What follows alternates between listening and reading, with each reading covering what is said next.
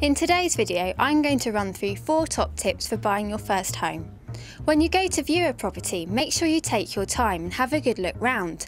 It's always a good idea to ask questions, so take the time to think of some beforehand. If the current occupiers are present at the viewing, ask them about the local area and what the neighbours are like. It's also well worth visiting the property more than once. Don't decide to put in an offer after only one viewing. Speak to the people who are selling and find out a little bit more about them. So ask them loads of questions. How long have they been on the market? What are their plans in purchasing a property? Have they found out?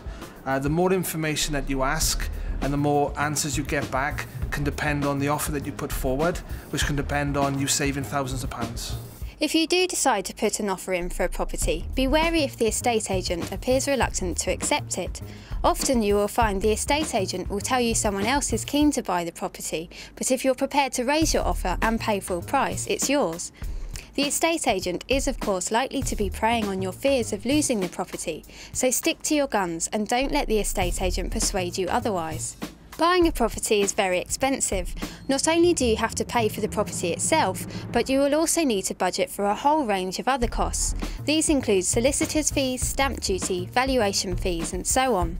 So make sure you sit down and work out how much each of these will come to. Sit down, go through a budget planner, write down as much as you can in terms of how much you spend per month.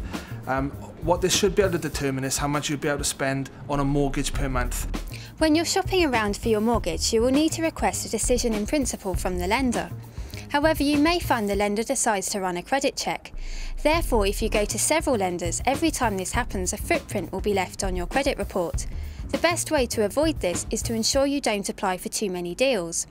You can also keep an eye on your credit report with Experian. If you're looking for a mortgage for your first home, don't forget to check out the lovemoney.com online mortgage service for guidance.